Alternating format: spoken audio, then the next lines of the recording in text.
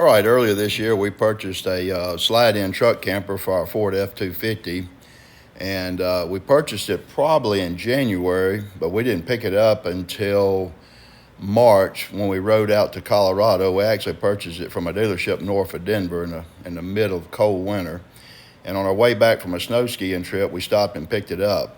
But anyway, I ended up modifying the tie downs. They're in truck bed tie downs. They're not the frame mount. My prior camper I had the frame mount, but on this one I was going to try these tie downs that came with it. It hooked to underneath your bed rail. Well, the reason why I modified them, we were in Florida in April, and had the cruise set on 70 miles an hour on the interstate, and I came up on this car, and I was going 70s. The car's probably going 65, so I pass, and then I get back in the right lane, the slower lane, and he passes me up, gets back in front of me, and goes to 65 miles an hour. And I said, okay, well, that's inconsiderate. So on 70 miles an hour, my cruise control, I pass him again and go on and get up a good ways ahead of him and turn back into the slower lane.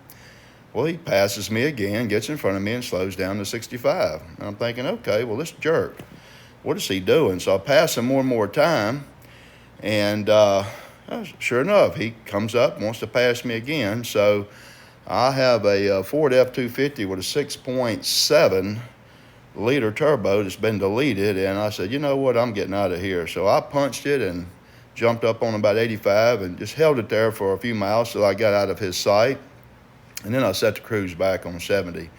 Well, when we got to the campground, I looked at the camper, and these rail tie downs had actually they were still in place, but they had pulled a little bit, and the camper had actually slid about a half an inch to 3/4 of an inch back in the bed. So that was quite concerning for me. I never had any type of issue like that with my other truck camper with the frame tie downs. So I said, well, you know what I can do? I can get some 1/4 inch angle iron, and I can weld these things together and brace them up, and I can use the factory attachments that come with them, but I also can put on some other attachments. And really what happened, it just wasn't enough meat on that aluminum rail to keep them from twisting a little bit. With this 1/4 inch angle iron, as you'll see, it runs down the entire length of the bed between the two where they're mounted. So it really worked out well. As you'll see right here, you'll see some pictures as I've welded them together. And I did this at the office. I'm actually an insurance agent, so I have a shop in the rear of my office building, so I ran back there, and with my shorts on, that's why I had the cardboard box in front to keep my legs from getting sunburnt. But so I welded these together, and after I finished welding them, I got some paint, and here you'll see what we did with them. Okay, so I have completed my welding project, and I've placed these tie downs on the top bed rail of the truck, and you'll see I've used the factory tie downs and also added 4 of these aluminum tie downs to go underneath the bed rail and on top of the angle iron. And these things now are secure. I will not have to worry about the camper sliding or these twisting on me. And so this is going to be a wonderful fix. And then we're down on the coast now and using them.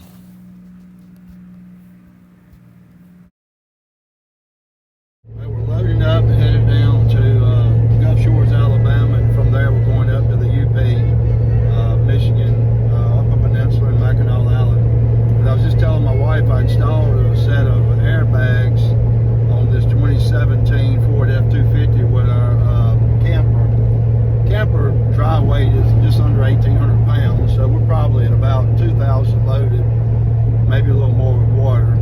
But I did install these airbags, and I'm absolutely amazed at how stable it is. It levels the truck off, and it rides absolutely wonderful. No swaying in the curves. It just drives like a different truck. Probably drives more like a dually now. But I do have 37s, 13.5 37s on here. So I have some pretty big tall tires that are heavy rated.